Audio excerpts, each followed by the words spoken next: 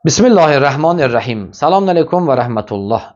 Elhamdülillahi Rabbil alemin ve sallallahu ala seyyidina ve nebiyyina Muhammed ve ala alihi tayyibine tahirinel ma'suminel muntecebin. Hoş gördük sizleri aziz kardeş ve bazılarımız. Çok güzel günlerde biz yaşıyoruz. Şaban ayında 15'i Şaban, Nime-i Şaban deyirlər. Şaban ayının 15'ine artık az qalıb ve bu ay təvəllüd aylarıdır, bayram aylarıdır.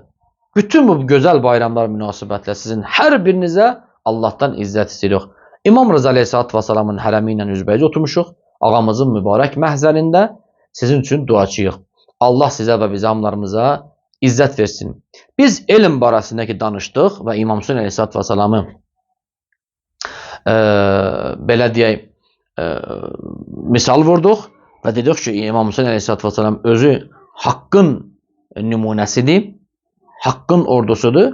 Müqabilində dayanan Yezid və onun qoşunları isə nahaq bir məxluqatlar, insanlardır ki, şeytanın nümayəndələridir və bunlar daima üz-üzədir. Bəs deməli, o zaman ki, elm bəsirətlə, ağılla bir yerdə olsa, olacaq mücəssəm formasında İmam Hüseyin Aleyhisselatü Vesselam'ın özü və qoşunu.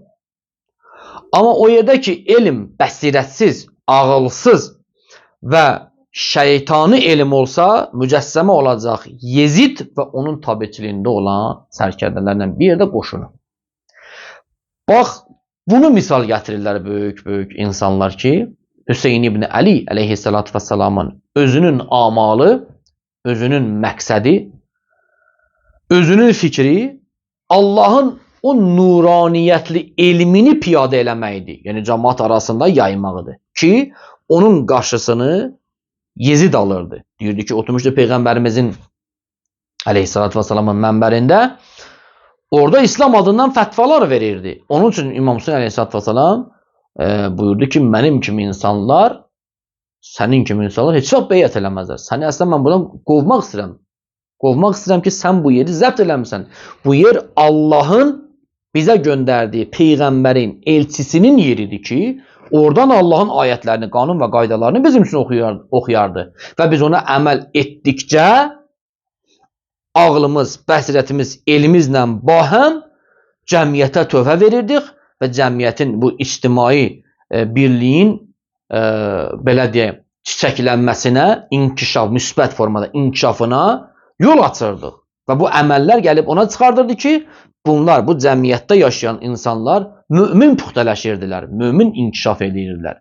Bunun üçün biz bunu sizin xidmətə çatdırdıq. Dedik ki, əgər elmin mücəssəminə sən baxasan, tam bir formada, əyani formada, hərəkətində Muhammed onun pak əhli-beytinə baxacaqsan və onun tərəfdarlarına və hər kəsdə Peyğəmbər onun pak əhli-beytinin qarşı çıxsa, tarixlər boyu olub, Bə'ləm-i Bağıradan tutmuş, digər elmli şəxslərdən tutmuşdu ki, zəmanəsində olan məsumlara qarşı çıxdılar və Allah da o elm ki onlara vermişdi, aldılar.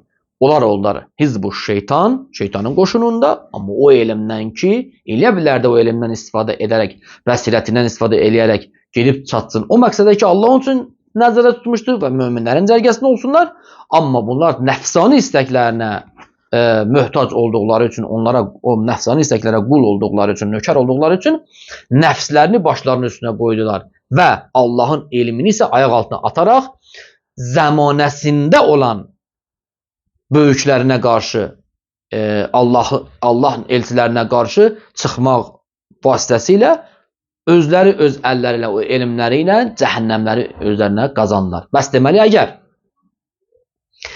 hər bir elm bizi agah eləsə günahlarımızdan və savablarımızdan, mənnimizdən və vicdanımızdan müsbət formada o olacaq sərfəli, əlverişli elm, amma bunun müqabilində dayanan isə əlverişsiz bir elmdir ki, faydası da yoxdur. Allah Teala sizdən və bizdən bu faydasız elmləri uzaqlaşdırıb Muhammed onun pak əhli-beytində olan o nuraniyyətlə mükafatlandırsın. Elm bəhsinin sonuna yetişdik. Vəssalamu aleykum və rəhmətullah.